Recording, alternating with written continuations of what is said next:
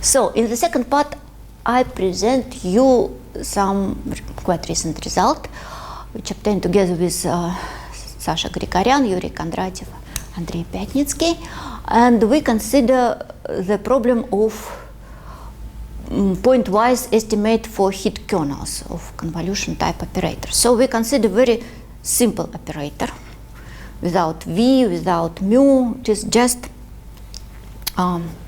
operator of the following form, and assumption on the A is the same. And yeah, and the question was what we can say about heat kernel or about fundamental solution of this equation. In fact, the question is very simple, and first we when this question arises, we start to ask some very famous people who are interested in this problem, and we didn't have any answer. So then we decided to study this by ourselves. And what is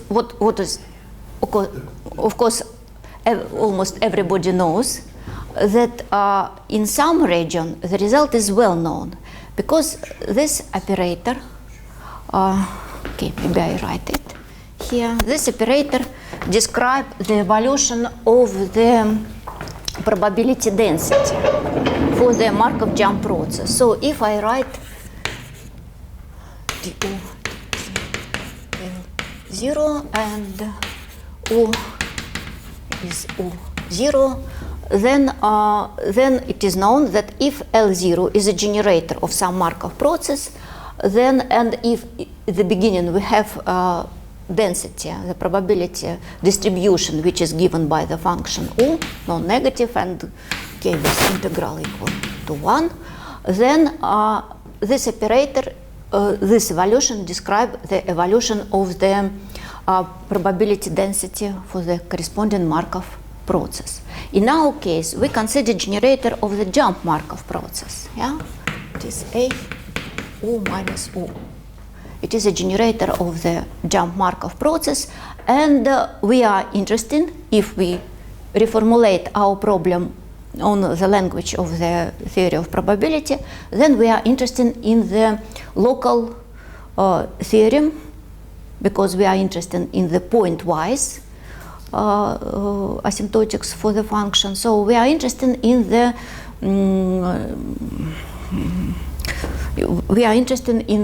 to find the representation for the density of the process at time t. What is written here? And again, assumption. Assumption is the following. The assumption on the kernel are the same as before. So we assume the existence of the second moment. It is very important condition here.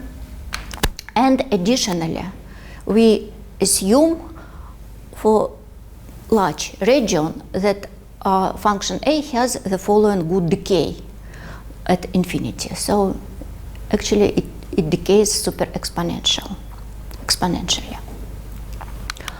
And okay, now I just describe how we can write the solution of this equation. And idea, in fact, our idea was to compare the solution of this equation with solution of classical parabolic equation. Okay, let us consider here delta function. In this, that means that we start at point x, at point 0 at the beginning, and we look on the distribution of the process at time t. And if we write here gain O t is equal, then in this case we have the solution is well-known Gauss-Weierstrass function, classical heat kernel. And this classical heat kernel, okay, I write here,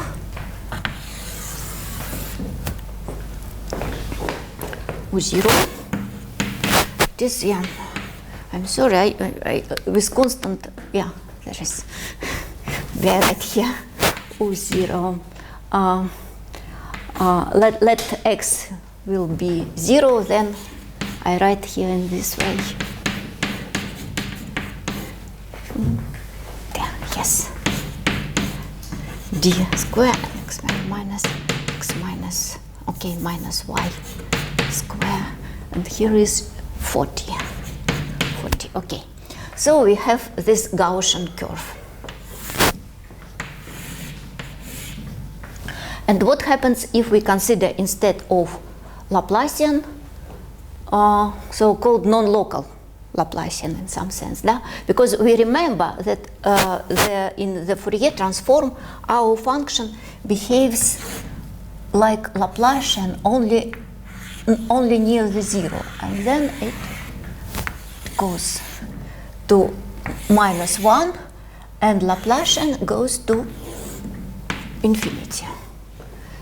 So there is a difference, and now we look how this difference in the behavior of our operators will affect to the behavior of the corresponding heat kernel.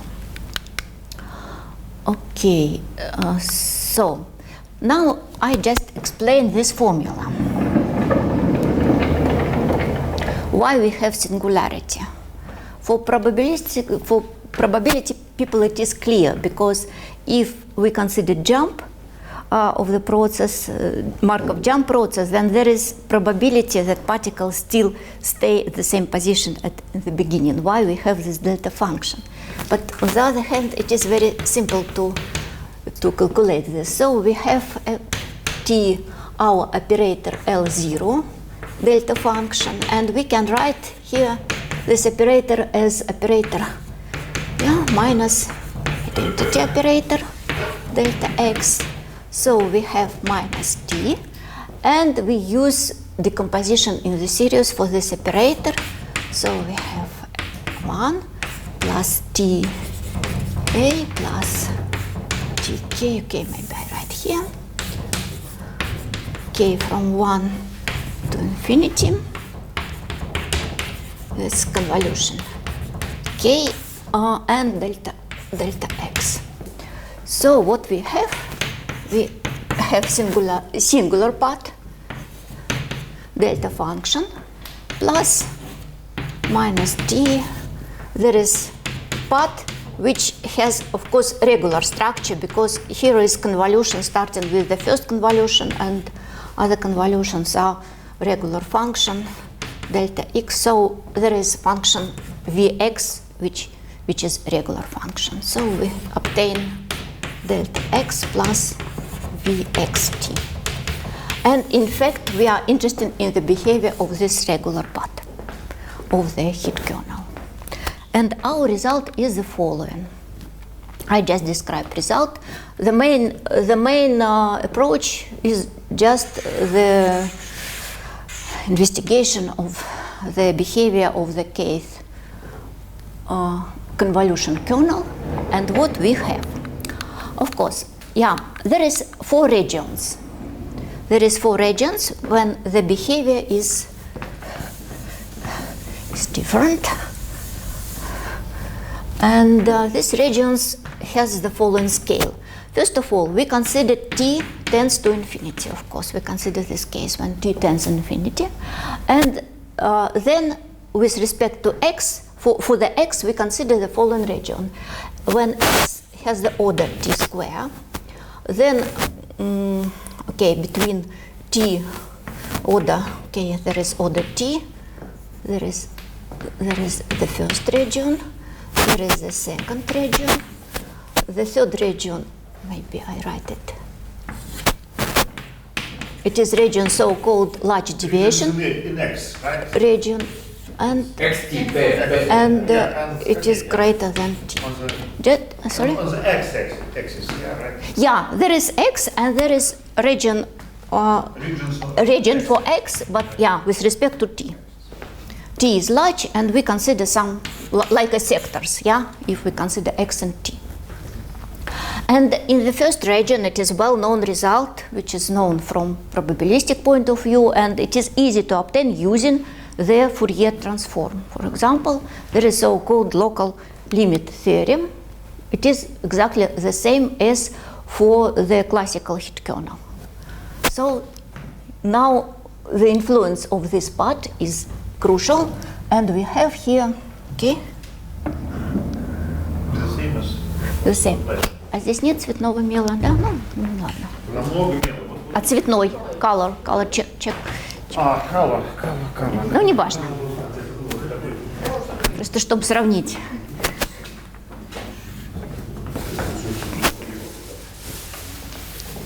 Я могу так рисовать такими этими. Ну, ничего. Спасибо. Ладно, давайте не будем отвлекаться. So, in this region we have the same. Ага, спасибо. Да, зелененький. Я не калый. Thank you.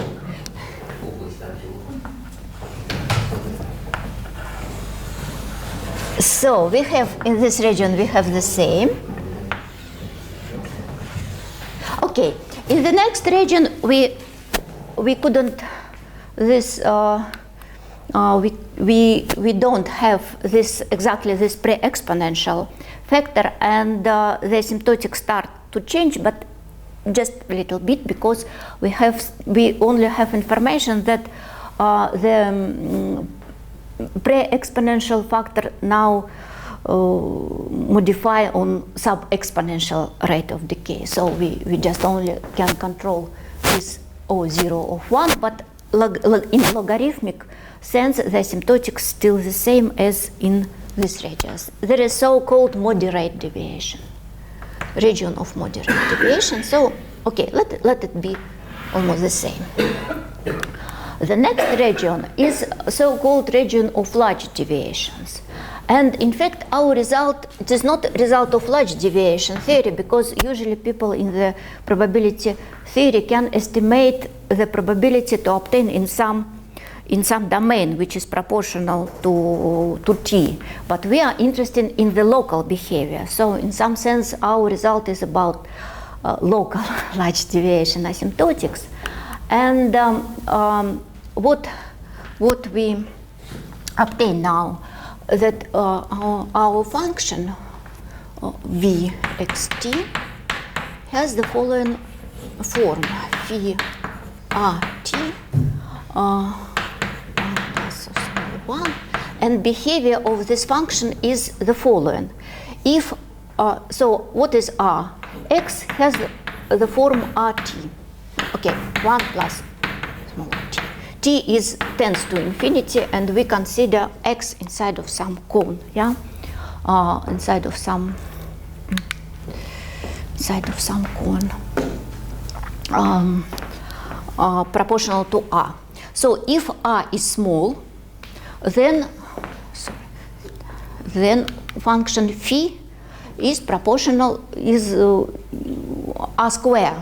In fact, it is the same as for Gaussian term. Maybe I write here what's happened in Gaussian asymptotics, okay, maybe without any constant, when x is rt. Then we have exponent minus x squared divided on 4t, yeah? X squared is r squared divided on t, so we have divided on 4. Yeah, so we have this form. So then... But generally you have just 5. This yeah. So for the classical heat kernel, we have function phi, which is equal to r square everywhere. You have some characterization of this function. And yes, and we obtain some characterization of this function. For small r, we obtain that this function is the same as for the classical heat kernel, but then here we need this assumption on the tail of our function. So now we can feel the influence of the tail of the function a. Sorry, because I don't get why we are interested at all in the behavior of phi of r as r tends to 0 or to infinity. We have x is r times t. Yes. So, R tends to 0 and T tends to infinity, then we may have a No, case. but- So I would consider R on the sphere instead, maybe. No. No. R large means modulo x much greater than t. R So, because small we means move- modulo x much less than t. So it will So yeah, I see. it's Because- equation between. So you cover all 4 domains. Because you see, we move to this region. Yes. And when we move to this region, where the model of x has the order, for example, t1 plus delta, and delta is positive, then that means that we consider this region.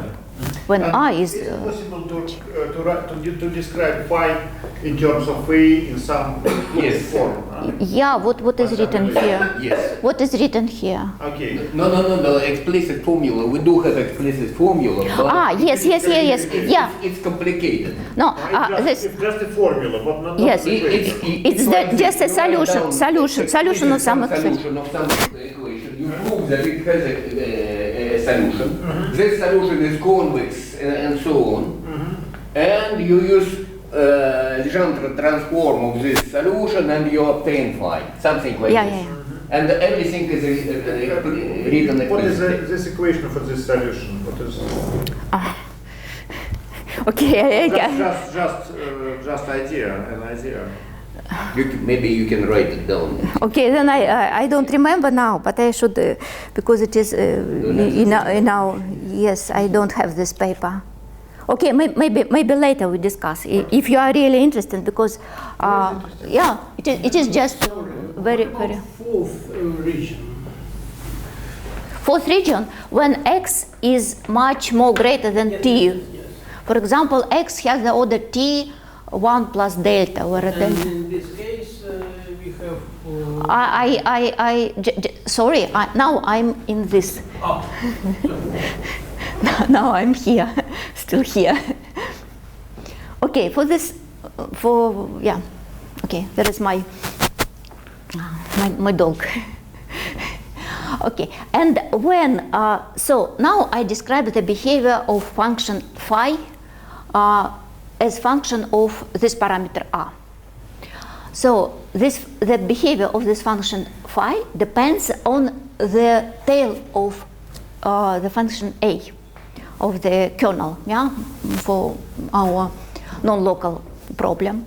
And you can see here, if a has exponential decay, so p is equal to 1 means that a has exponential decay. It is, how to say, more fat tail, yeah, in our consideration. Then function phi has the order, has linear behavior, so it is much more less than r square. And if a has super exponential decay with parameter p, like here, then the function phi has the order r, logarithm r, by p minus 1 divided on p. You almost linear in logarithm sense, yeah. No, yeah. And this degree is less than 1.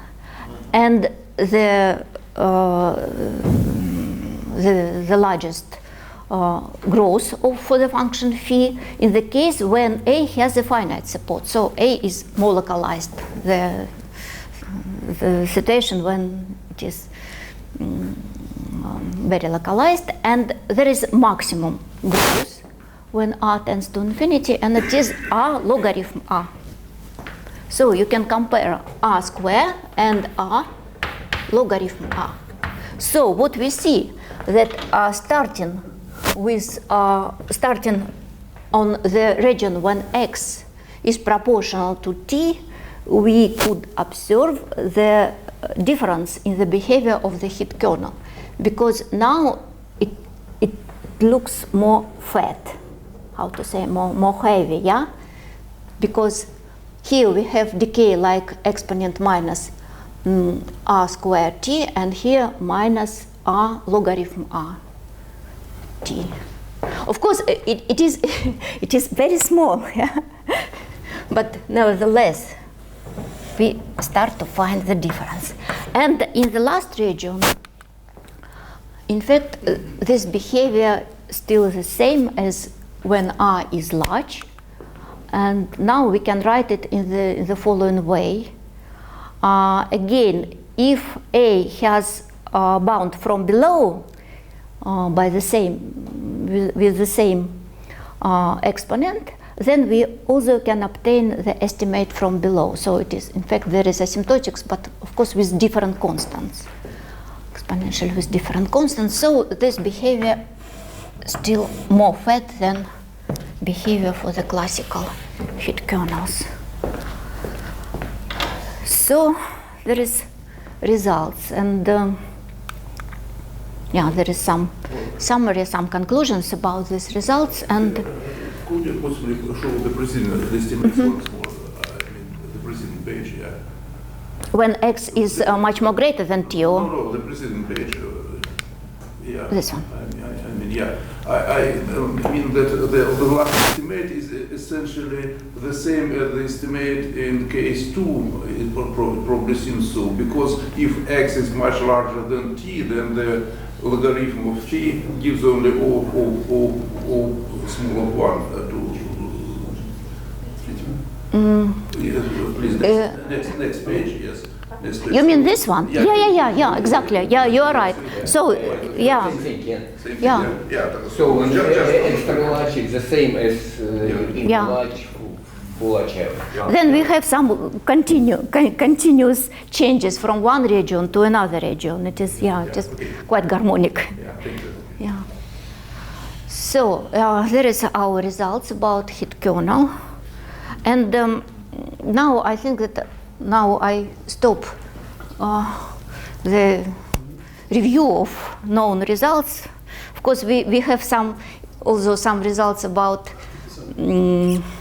high contrast, the behavior of the model in high contrast, but maybe it is not here. And what I the last. You add some parameter in your integral equation.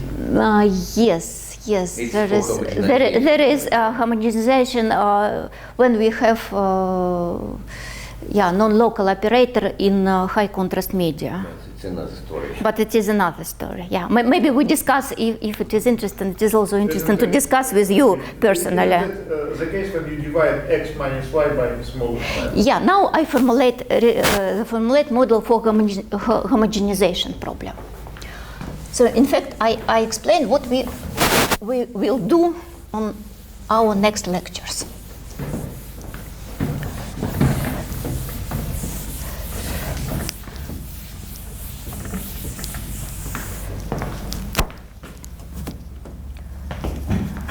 So let us consider the following operator, L epsilon. Okay, let us start with operator x, a x minus y, mu x y,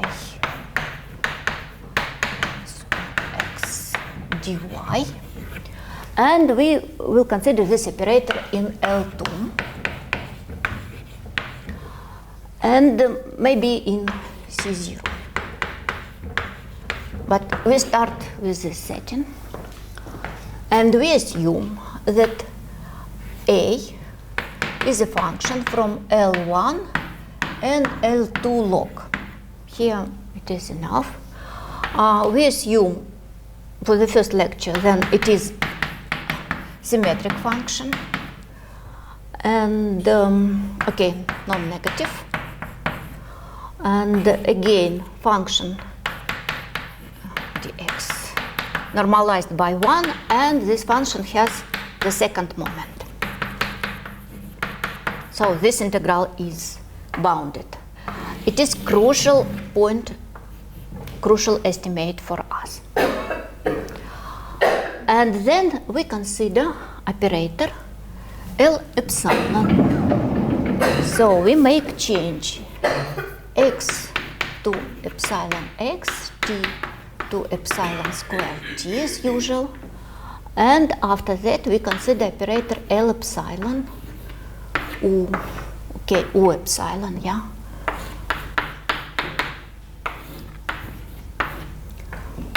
X minus y epsilon, mu x epsilon. Do you assume anything about mu? Just a second, I forget, yeah, just a second. I already found that I don't assume something about mu. And mu, for the first lecture, mu will be symmetric. Mu is periodic, of course. So we have periodicity only in this function, not in this function.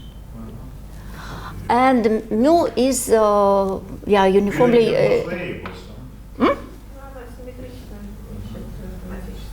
Yeah, mu between two constant.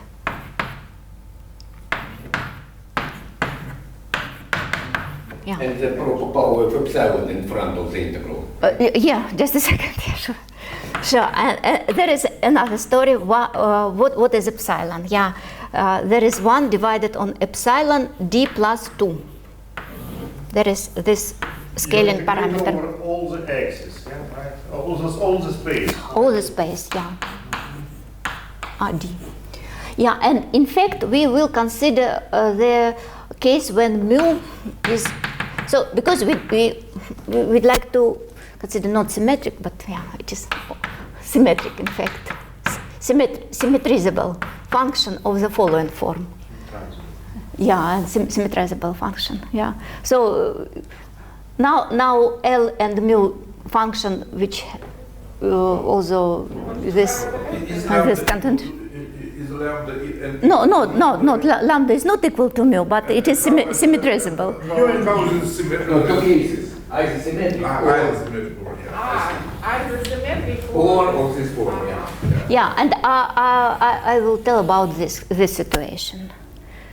But if you consider L2 with measure mu divided on lambda, then of course this operator will be symmetric with respect to L2 with respect to this measure. And this measure is good because due to this condition. So operator are similar. So yeah, and this factor, it is important then we have this factor d plus 2. Yeah, because the degree 2 came from when we consider the corresponding parabolic problem, then and we consider d divided the derivative over t, and this the second the degree epsilon square came from the derivative from t, and here is Jacobian of this operator. And the main result, maybe I formulate, yeah? I have time to formulate. Our result is the following.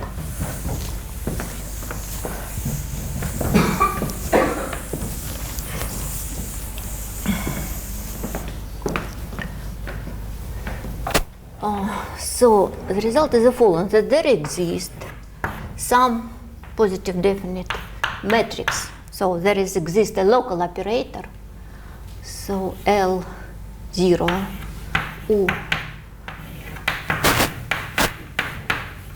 local operator such that if we take for any function f from L to D, we consider resolvent of our operator and operator L2, then we have convergence. So L epsilon minus m for any m non-negative f minus L0 minus m minus f tends to 0 in L2 when epsilon tends to 0. So that is the main result. So you will see that non-local operator converge to local operator. Strong resolvent convergence, yes. Yes. Convergence, yeah. Yeah. Oh, okay. And so we see that non-local operator converge to the local operator, and here it is important, very important, this condition, because without this condition, we don't obtain this result. And I'll explain how this assumption works. So in fact, the plan is the following. First, we construct correctors. So, in fact, ansatz. I write ansatz using correctors. Then I prove, we prove some lemma, special lemma, and prove that the rest tends to infinity, and then, okay, as usual. So I think that you know this technique much more better than I am, because for me, this homogenization problems is quite recent. I came from this stochastic models. It's quickly decaying at infinity, decaying. Only second moment, the only condition. Here the only condition is the existence of the... No exponential estimation. No. It might have peak somewhere, just L1. In fact, this L2 walk is technical condition. And can you we strongly believe that Yeah, it can yeah. be L1. Some bounded domain instead of RT. It works. It also works, yeah. Because actually, in the case when you have just a bounded domain, but you haven't any mu is equals to 1. In my lectures, I will show how to deal with bounded domain in more general It's situations. already a difficult problem. Slide Sobolev and so on. Now Sobolev is working on characters. Mu is just 1. In bounded domain, you should first understand what boundary condition means, because operator is non-local. Yeah, so but we cannot just impose directly boundary condition just on the boundary. We should understand first what means boundary condition. But as soon as you do it, it works the same way. But for Dirichlet and Neyman problem, it is more or less clear. But another type Yeah. of conditions, it is not very natural. I can ask, what do they do? What do they do with the boundary conditions? Dirichlet boundary condition means zero everywhere outside. The boundary condition, it means that we integrate still over the whole space, but we assume that u is equal to 0 outside the Outside everywhere, yeah. Yeah, right. That's Dirichlet. Okay. Neyman condition can also be defined. It's also not. And then they study solutions, and as the solutions, so eigenvalues are exponentially close to some constants, and they describe this. But it's in special cases. Here we mentioned a bit what happens with the spectrum also. We will mention this, yeah. Right. The spectrum in the bounded domain? In the bounded domain. In the whole space, it's tricky. Yeah. Yeah, the whole space it is. Okay. Very good. It's okay. So then, Do you have some? Let us think. yeah. Thank you.